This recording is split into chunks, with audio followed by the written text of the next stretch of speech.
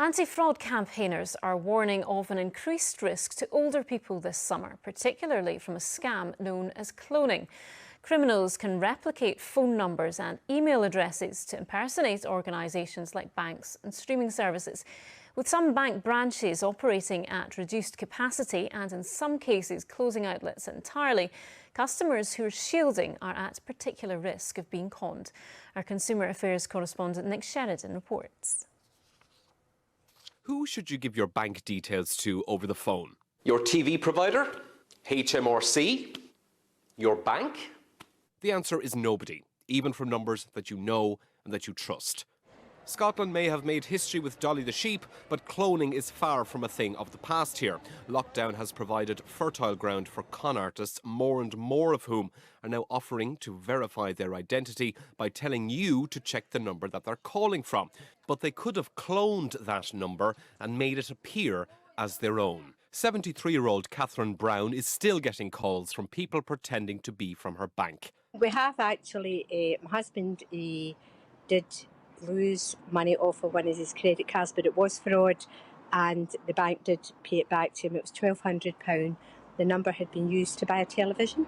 Another time his card was used in Portugal in a florist shop, would you believe? The pressure on banks' phone services means that Catherine and older people like her must do business online and face the potential danger that goes along with it.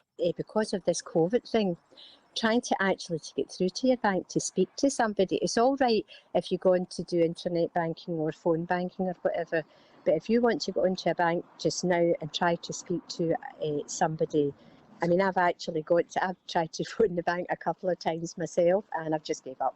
Cloning is no longer in the realm of science fiction. Smartphone apps are now available online that allow anyone to clone a number or an email address. It's fairly easy to do from a mobile phone and so on, and it would appear as a normal number. And there's a whole bunch of services that you can actually buy online. You just need to do a little bit of Googling about spoofing phone numbers. Even in the Apple App Store, there's a whole bunch of applications there that you could use to be able to do this.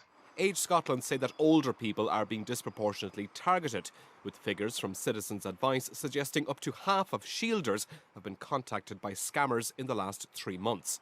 We've seen so many variations of people trying to commit fraud, from impersonating banks to the police, to local authorities, to charities.